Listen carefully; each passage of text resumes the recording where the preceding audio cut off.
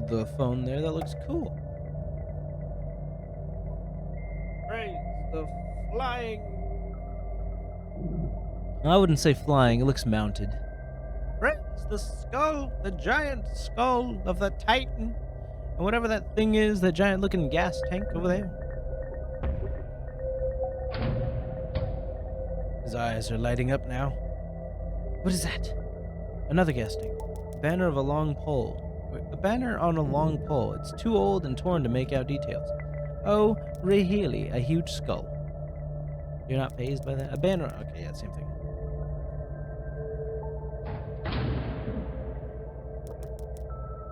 Same thing. Okay. Nothing out of the ordinary so far. Oh my god.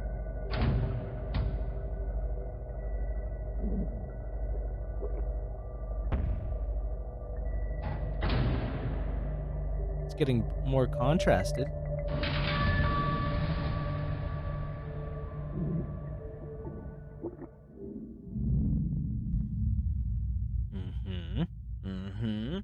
As all things do. Whoa. Okay. Where did I wake up? What's that? Some kind of altar. Is it my altar? I am the captain now. Okay, well. Can't stand evenly on it, like in the center, but hey, can get close to it. Large fan circulating the stuffy air. Oh, so it's not so stuffy anymore. That's good. Looks like something used to pour out of these.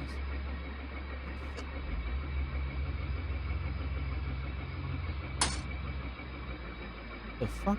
Is that a gate? Oh, okay. Another gate. Another gate. Whoa. Whoa. Hold the phone here. A picture of some kind of green landscape. The picture isn't too bad a shape to make out. And the picture isn't too bad shape to make out any details.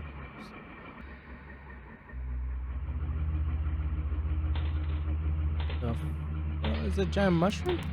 Some kind of machine. Oh no, why do you look like a mushroom?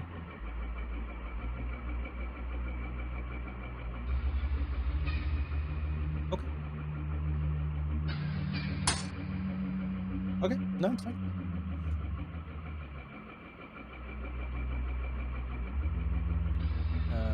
Machine again? Hello?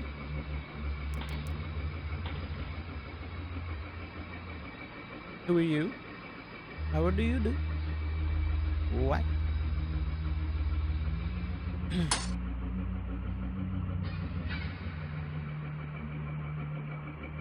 Let's see now.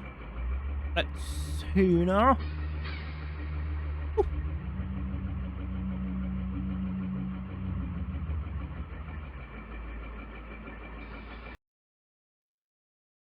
There's no hints.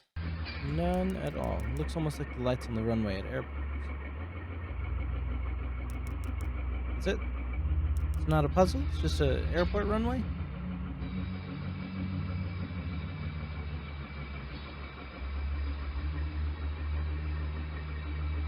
Right on.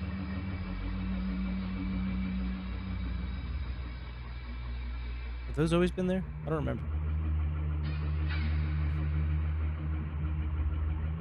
Okay, I think I didn't go down this time. Or last time.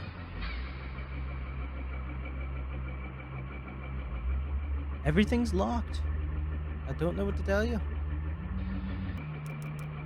That's all I can do. Just... Okay. Don't know what that did. Still locked. Ah. Hello? I don't know. There we go. How are you? I'm fine. I mean, I'm a little nervous, but, just cruising. How are you? I feel like nobody asked you that.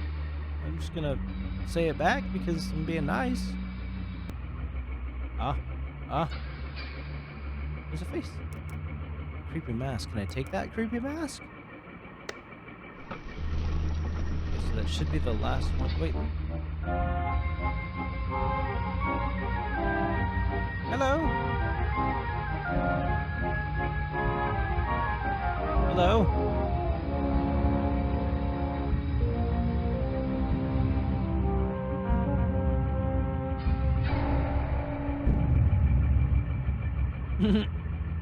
Okay.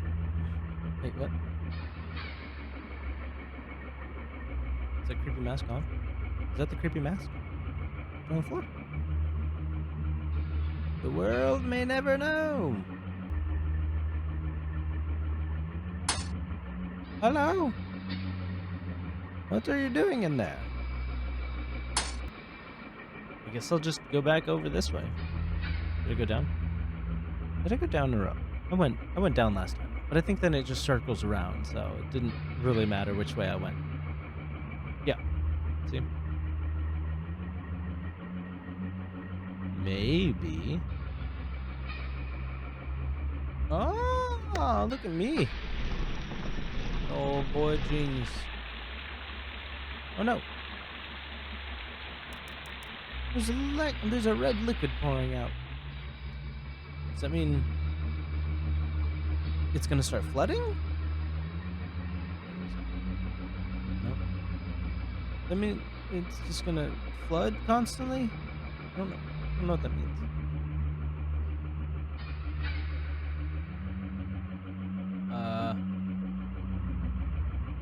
So anyway. Oh, I was like, what the fuck is that?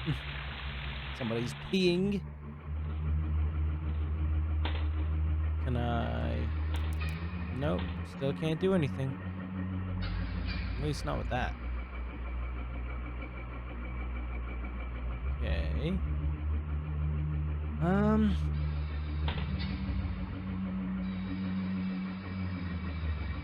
Wait, go down. That's right. Yep. Yep. There we go. There we go, baby. We moving. Woo. What are you? Damn, what the fuck? Is that thing moving? Okay. Now that I've had my fucking heart attack, you can chill. Ah, no. Wait, yeah, okay. The runway again. Okay, so we got the one last little like room thing to go check out. That's not this one. It's not this one. I went to the wrong one. It's funny how certain words can remain hidden from your mind, no matter how blatant or obvious they are. One word came to me that night, lying there in the darkness alone, frightened, aware of a rotten change in the atmosphere. The thickening of the air as if something had displaced it. As I heard the first casual twist of the bed sheets below, the first anxious increase of my heartbeat at the realization that something was once again in the bottom bunk. That word. A word which had been sent into exile, filtering up through my unconscious, breaking free of all repression, gasping for air, screaming, etching, and carving itself into my mind. Ghost. As this thought came to me, I noticed that my unwelcoming visitor had ceased moving. The bedsheets lay calm and dormant, but they had been replaced by something far more hideous. A slow, rhythmic, rasping breath heaved and escaped from the thing below.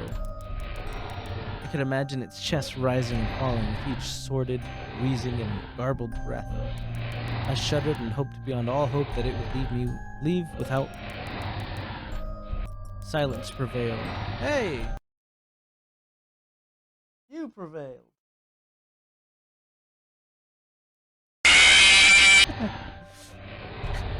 all but for the perverted breath of my as yet unseen bunkmate, I lay there terrified. I just wanted this thing to go, to leave me alone. What did I want? What did it want? Then something unmistakably chilling transpired. It moved.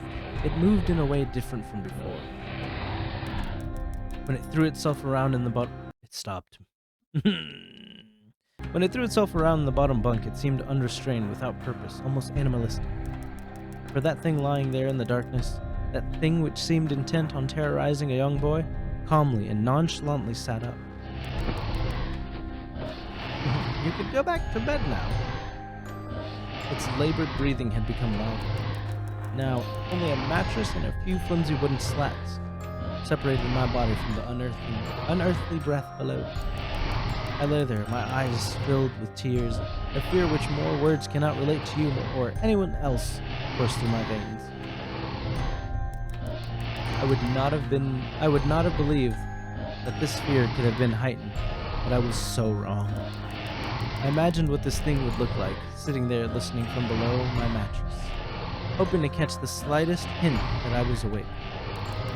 Imagination then turned to an unnerving reality. It began to touch the wooden slats, which my mattress sat on.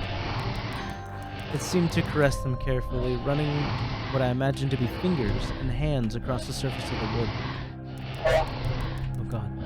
Then with a great force, it prodded angrily between two slats into the mattress. Even through the padding, it felt as though someone had viciously stuck their fingers into my side.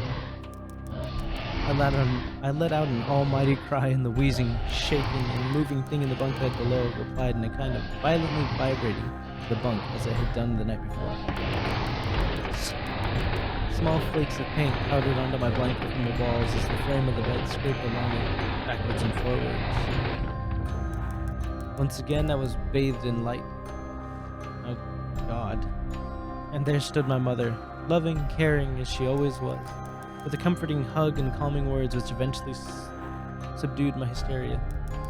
Of course, she asked what was wrong, but I couldn't say it. I dared not say it. I simply said one word over and over again. Nightmare. Nightmare!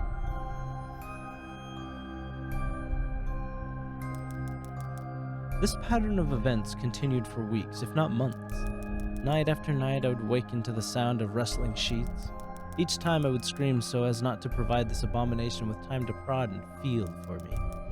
With each cry, the bed would shake violently, stopping at the arrival of my mother, who would spend the rest of the night in the bottom bunk. Where's my brother? Doesn't he live with us? Seemingly unaware of the sinister force torturing her son nightly. Along the way, I managed to feign illness a few times and come up with other, less than truthful reasons for sleeping in my parents' bed.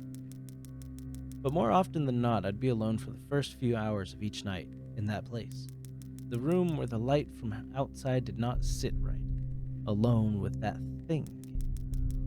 With time, you can become desensitized to almost anything, no matter how horrific.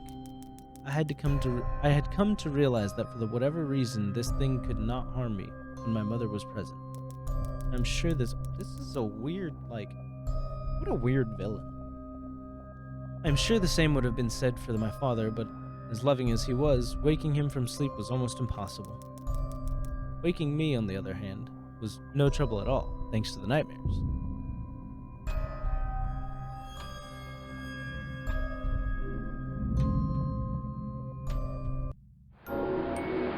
Chapter 4. Anger Overload. This music is kicking up.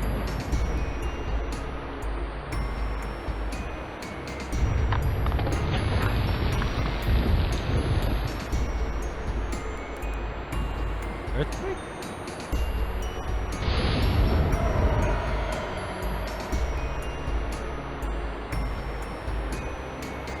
Not an earthquake.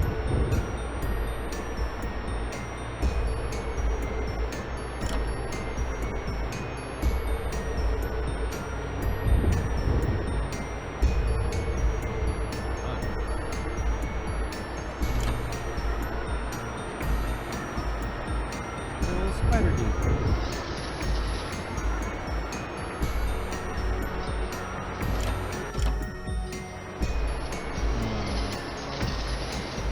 What? Oh, look at that.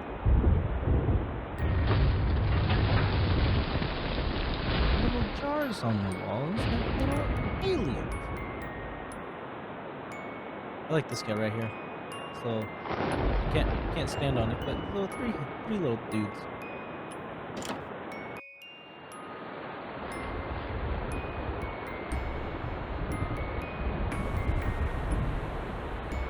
That's a big bitch.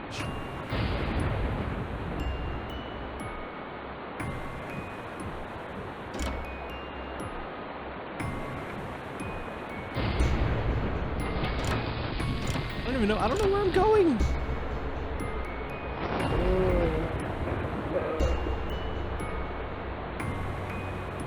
Am I going the right way? I'm just walking.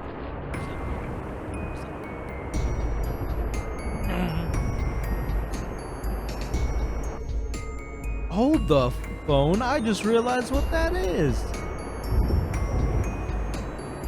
That's a lot of dead cats. Don't you save. Don't you randomly save.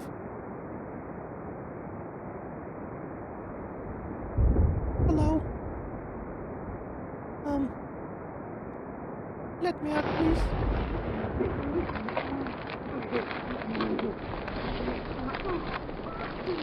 Yo.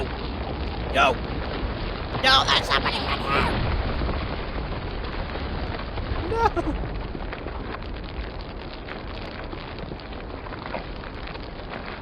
Am I dead?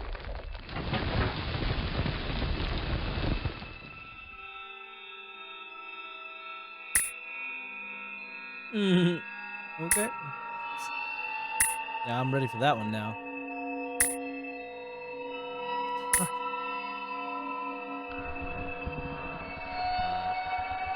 More of them?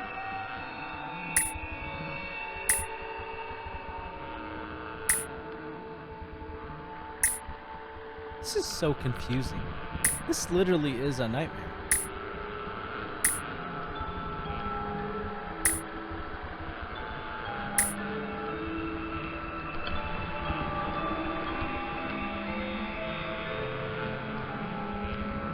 Okay, now they're not clamping.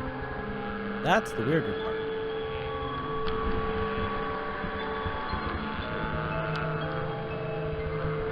Oh my god. Hot and spicy.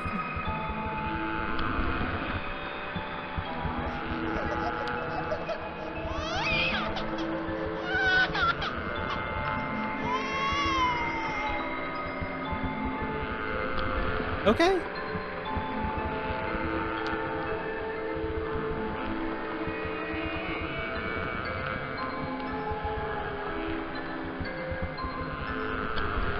Can I look at you? No? Again, that's fine. It's fine. Didn't want to look at you. Hey, shut that thing up.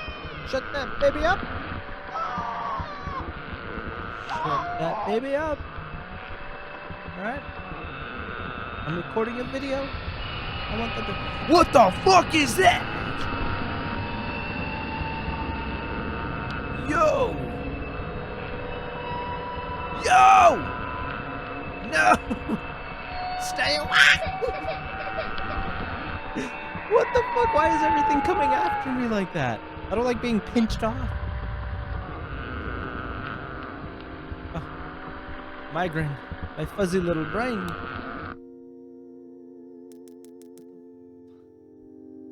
My greatest fears were realized in the winter.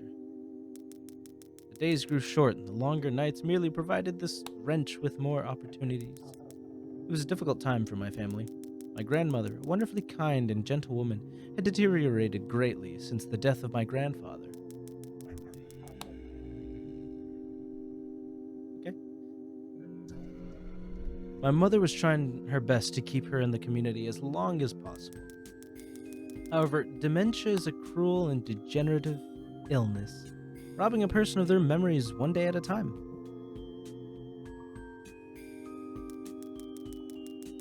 Soon she recognized none of us, and it became clear that she would need to be moved from her house to a nursing home.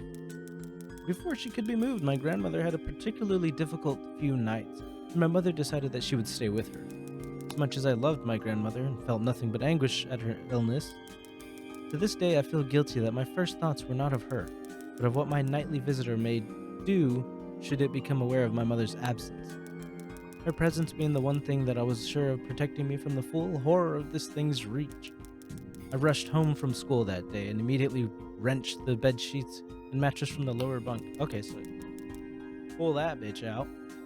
Just cut it in half. Lay it down. Well, then it could be under your bed.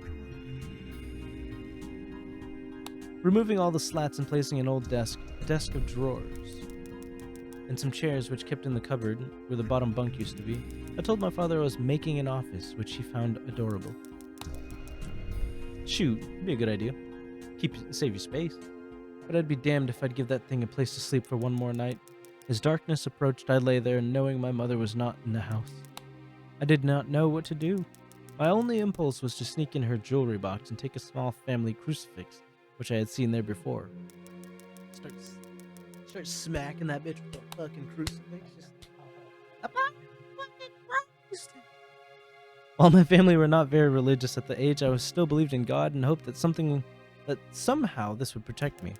Although fearful and anxious, while gripping the crucifix under my pillow tightly in one hand. Dude, you don't even need a crucifix. What you need is a fucking sword, alright? Coat it with some salt. Some salt and oil, man. Just stay on there, bitch. Slice that bitch in half. Sleep eventually came and I drifted off to dream. I hoped that I would waken in the morning without incidents. Unfortunately, she's still going back and forth. What do you mean? Unfortunately, that night was the most terrifying of all.